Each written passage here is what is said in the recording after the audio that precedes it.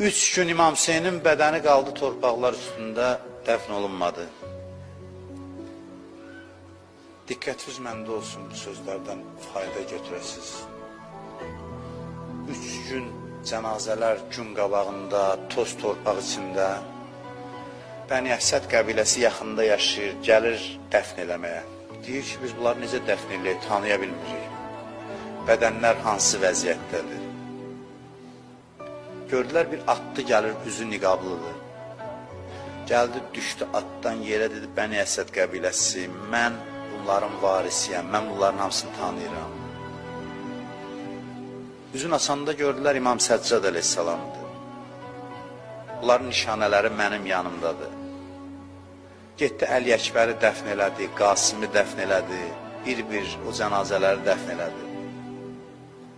İmam Hüseynin bədəninə çatanda deyirlər, çox üzr istəyirəm, bugün icazə versəz mən açıq deyirəm bunları. Deyirlər, çox belə demin ki, məclisə İmam Zamanın nəzəri var, onun üçün ağırdı. Deyirlər ki, at ayağının altında o qədər qalmışdı, yerlə bir idi İmam Hüseynin bədəni. Və ayırt eləyə bilmirdilər.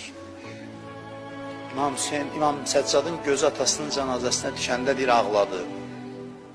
Durdu, deyir, qəbri qazdı və səbir namazı qıldı ki, Allah səbir versin bu işi görməkdə çətin. Deyir, Südəmər uşağın, 6 aylıq uşağın cənazəsini gətirib qoydu İmam Hüseynin sinəsinin üstünə.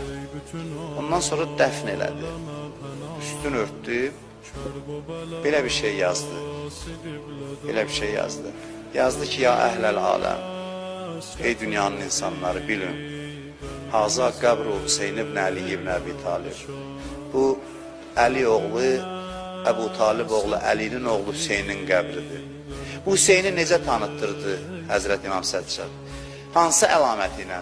Demədi onun başını bədənindən ayırdılar, demədi onu başını nizəyə vurdular. Dedi ki, Haza qəbr-i Hüseyin ibn Əli ibn Əbi Talib. Bu Hüseyin ibn Əli ibn Əbi Talibin qəbridir. Əlləzi qətəluhu əkşanən. O kəsin qəbridir ki, onu susuz öldürdülər.